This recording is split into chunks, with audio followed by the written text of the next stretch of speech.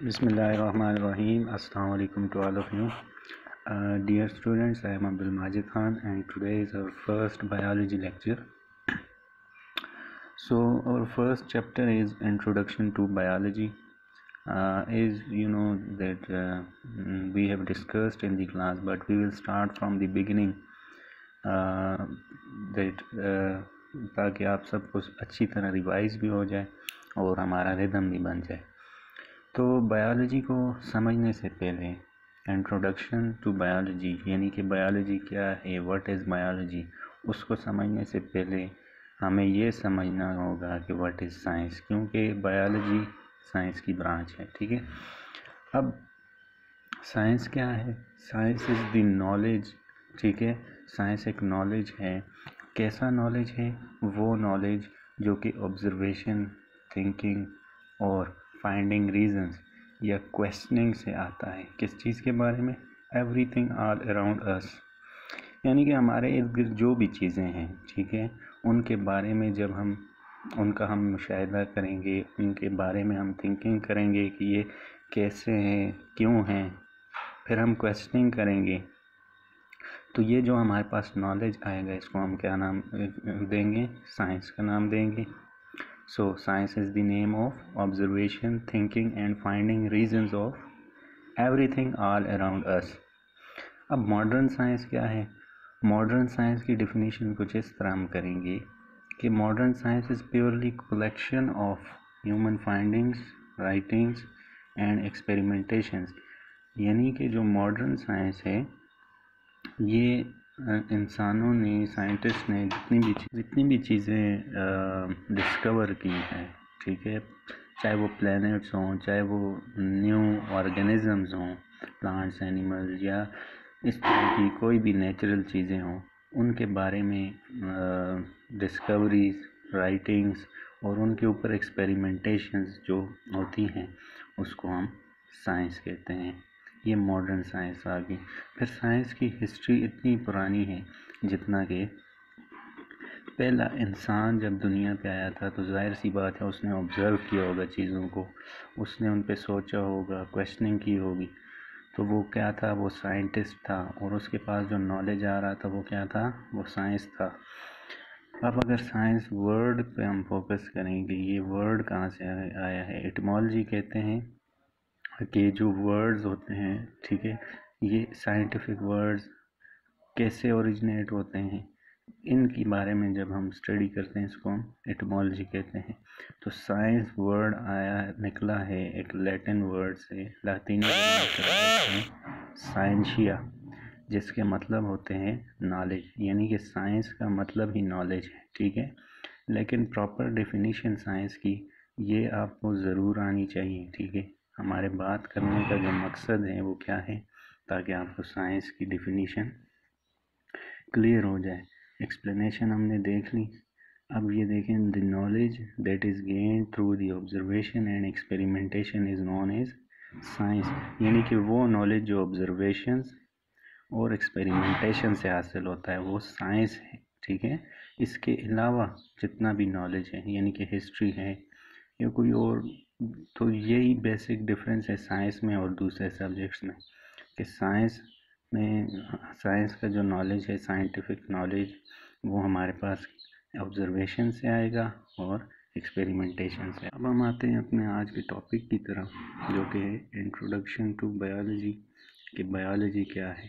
ठीक है, तो बायोलॉजी की जो प्रॉपर डेफिनेशन है वो, biology is the branch of science which deals with the study of living organisms or all aspects of life, यानी कि वो ब्रांच है साइंस की जिसमें हम लिविंग ऑर्गेनिजम्स के बारे में स्टडी करते हैं, डीप स्टडी करते हैं लिविंग ऑर्गेनिजम्स को, या लाइफ के तमाम एस्पेक्ट्स के बारे में हम स्टडी करते हैं, उसको हम बायोलॉजी कहते हैं।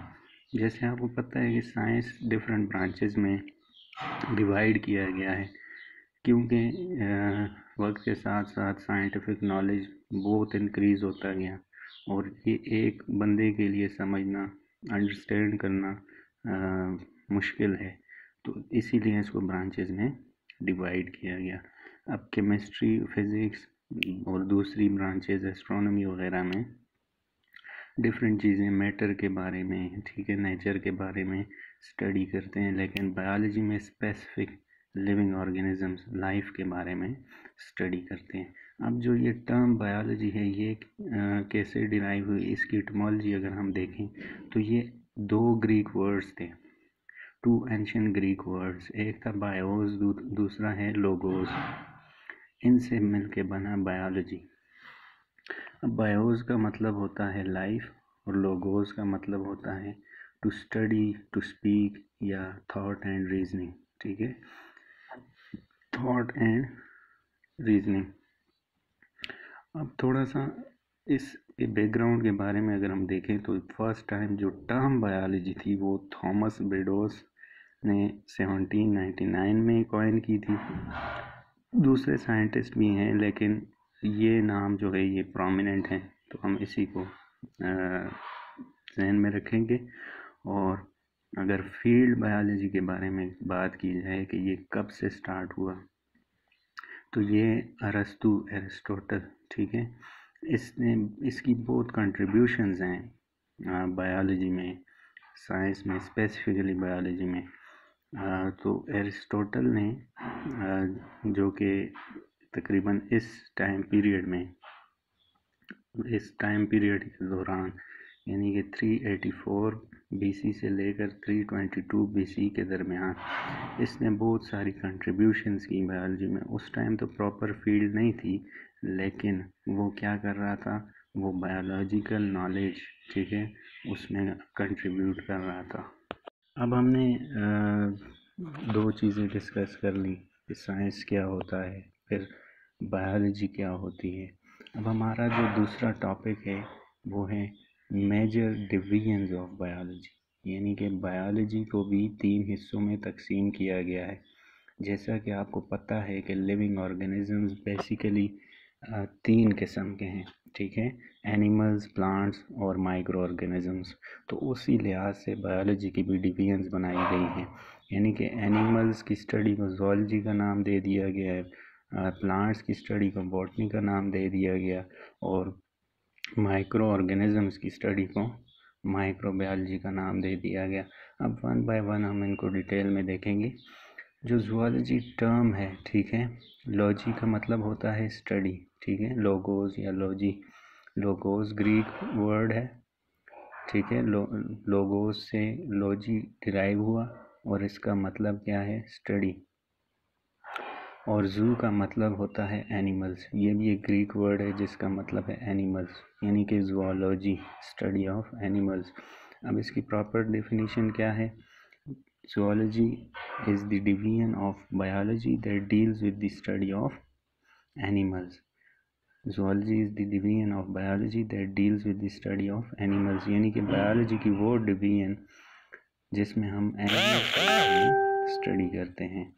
इस एग्ज़ाम्पल, कोई भी हम किसी भी बर्ड के बारे में या किसी भी एनिमल के बारे में हम स्टडी कर रहे हैं, डीप स्टडी कर रहे हैं कि इस एनिमल में, फॉर एग्ज़ाम्पल हम ह्यूमंस के बारे में अगर स्टडी कर रहे हैं, ह्यूमन सर्कुलेटरी सिस्टम के बारे में हम स्टडी कर रहे हैं, या किसी भी दूसरे एनिमल्स के बारे में हम स्टडी कर रहे हैं, उसकी एनाटॉमी या जो भी हम स्टडी कर रहे हैं, तो हम क्या स्टडी कर रहे हैं जी, ज़ूलॉजी।